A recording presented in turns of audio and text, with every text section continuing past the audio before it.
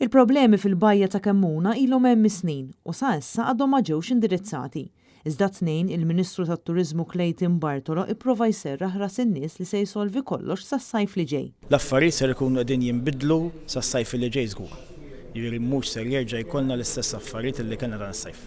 Meta kien qed iwieġeb għad-domandi li sarulu mit-Times of Malta, Clayton Bartolo assigura li kollox se jissolva sas-sajf li ġej. Iżda l-kummenti tal-Ministru ġabu barax ta' reazzjonijiet fuq il-midja soċjali għaliex ftit li xejn qed jitwemmen minħabba li l-Gvern ilu snin twal ikaxkar saqajh fuq din il-kwistjoni. Fost il-kummenti kien hemm min kiteb li minn issa sas-sena d-dieħla Kemmuna se tkun free for all. Boħrajn jikkummentaw li s-sajf għadu magħna u fadallu xahar ieħor għalhekk il-Gvern messu azzjoni immedjatament.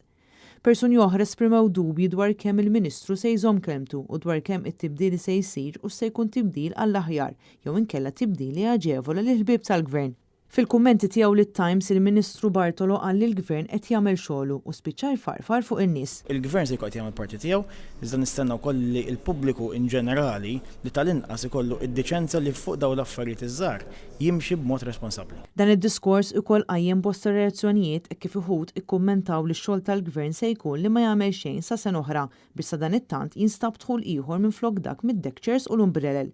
Ma naqsux numru ta' kummenti sarkastiċi fosthom when tomorrow never comes. #Bartolo bozza tal-100 mhux LED.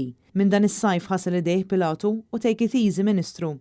Ftit tal-ġranet ilu numru ta' attivisti ambjentali flimkien mal-moviment Graffiti għamlu protesta oħra fil-bajja ta' Blue Lagoon f'Kemmuna biex din il-gżira tkun tista' titgawda minn kulħadd u jitħares l-ambjent naturali tagħha.